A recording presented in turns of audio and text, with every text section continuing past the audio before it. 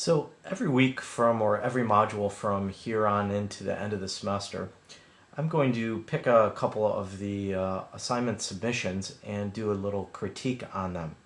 Again, I want to emphasize that the purpose of critiques is to not make a judgment about images, but really to provide a basis for understanding on whether the creator of the image is communicating all that they could potentially communicate in an image.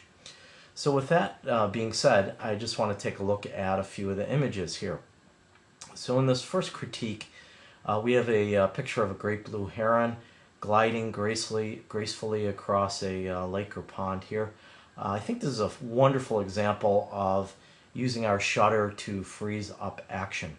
That great blue heron is captured in flight, looking very graceful. The reflection below the heron also, I think, adds a significant amount to the image, and I think this is a pretty powerful image and a good way to start out for the semester.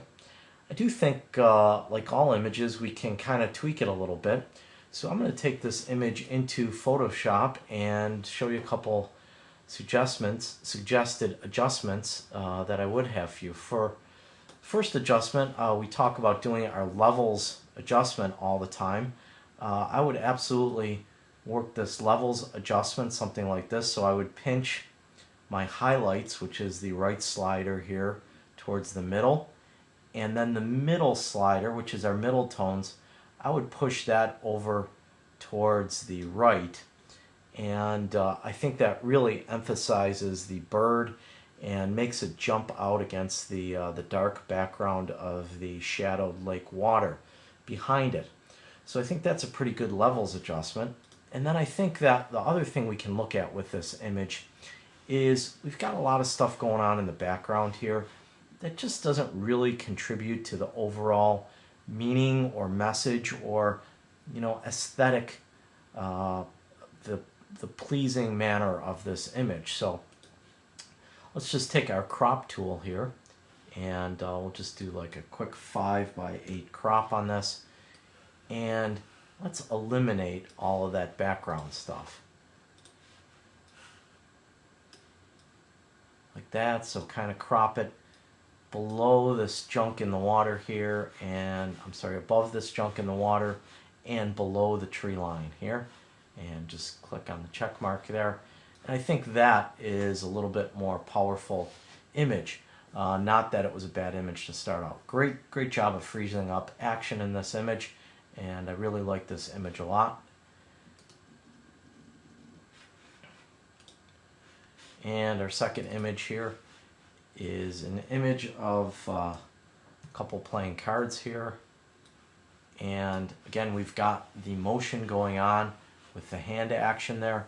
Again, I think very effective use of shutter to communicate meaning in our photograph. I like this image a lot, and I particularly like what's going on here on the table. Again, I think that the photographer has kind of included some things in the frame that I think don't really contribute from the overall understanding of this image. And I think we can probably crop out these bar stools in the background and just more effectively focus the viewer's attention in on this wonderful area where the two women are playing cards here. So again, we'll just grab our crop tool and pull it in there, something like that. And I think something like that is more of a neat shot, and it really focuses our attention very powerfully right in on that area where the cards are being tossed down onto the table.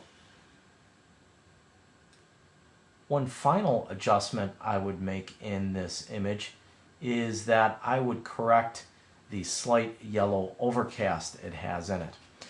To do that, I would shoot this image in a RAW format, which you will learn about at the end of this module, and I would do my color correction in that RAW format.